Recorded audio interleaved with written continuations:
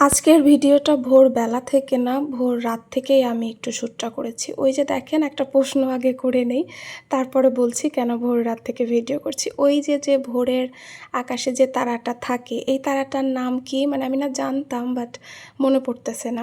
যাই হোক, ভোর রাতে শ্যুট করতেছি, কারণ হচ্ছে আমাদের এই এলাকায়, পুরো এলাকায় হচ্ছে প্রায় 11টা-12টা থেকে কারেন্ট নেই। তো আমাদের বাসায় আইপিএস ছিল, আইপিএসের চার্জ একদম ভোর রাতে শেষ হয়ে গেছে, ফ্যান বন্ধ হয়ে গেছে, মশার কামড়, গরমে সবার ঘুম ভেঙে গিয়েছিল। মানে পরে আর কেউই ঘুমায়নি, একবার নামাজ পড়ে ঘুমানো হয়েছে।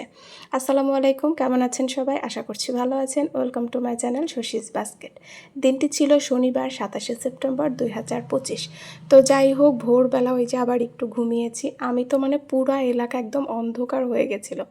আসলে আমাদের কারেন্ট গেলে এতটা বুঝতে পারি না, তো যেহেতু আইপিএস আছে মানে আমাদের এই পাড়াটার প্রায় সবার বাসায় কম বেশি আইপিএস আছে, এই জন্য আলোকিতই থাকে, রাস্তাটা অন্ধকার। কিন্তু কাল রাতে হয়েছিল একদম পুরো অন্ধকার হয়ে গেছিলো, মানে সবাই একটু মানে বুঝতে পারতেছিলাম না যে কী হয়েছে।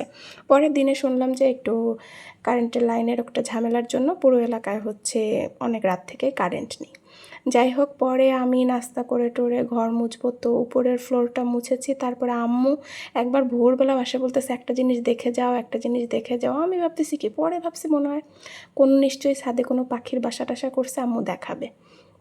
তো বলে আসো আগে দেখো, আসো আগে দেখো। এই যে দেখেন সেটা, মাশাল্লাহ মাশাল্লাহ, আলহামদুলিল্লাহ। আপনারা মাশাল্লাহ বলতে ভুলবেন না। আর যারা ড্রাগন গাছ আছে যাদের, যারা জানেন তারা বলবেন। যদি রাত্রি ভিডিওটা দেখে, শিওর রাত্রি তুমি বলে যেও। এর আগেও আমাকে অনেক কিছুই বলেছে ড্রাগন গাছ সম্পর্কে, কারণ আমাদের প্রথম লাগানো, আমরা এটার কিভাবে কি করতে হয় কিছুই জানি না।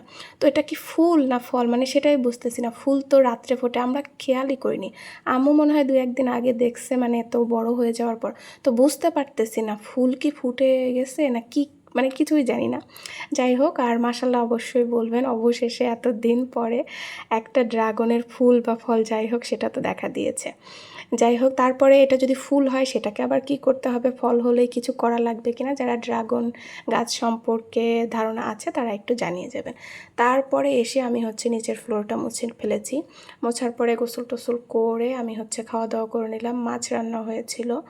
আর আমার বেরোনোর কথা ছিল ফ্রেন্ডের সাথে, বাট আমার ফ্রেন্ডের হাজব্যান্ড হচ্ছে খেলতে গিয়ে পা মুচকে গিয়েছে, ও বেরোতে পারলো না।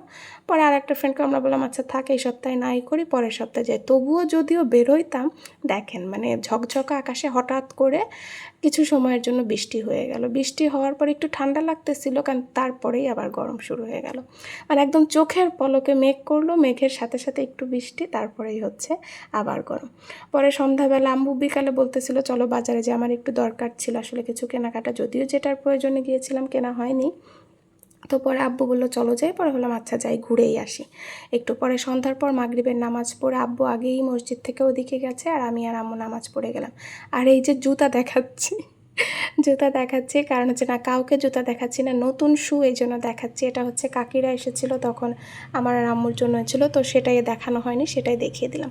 পরে রাতে আসতে আসতে একটু দেরি হয়ে গেছে, তো আসার রুটি বানাতে আমার ইচ্ছাও করতেছিল না। তো আমি আসার সময় হচ্ছে নান নিয়ে আসছিলাম আর তরকারি নিয়ে আসছিলাম। আর বাসায় মুরগি রান্না ছিল, সেটা দিয়ে আমরা সবাই মিলে আলহামদুলিল্লাহ রাতের ডিনারটা শেষ করে নিলাম। এই তো ছিল আজকের আমার ভিডিও। কীরকম লাগলো জানাবেন, কি কি অ্যাড করলে ভালো হয় সেটাও অবশ্যই আপনারা সাজেস্ট করবেন। তো সবাই ভালো থাকবেন, আল্লাহ হাফেজ।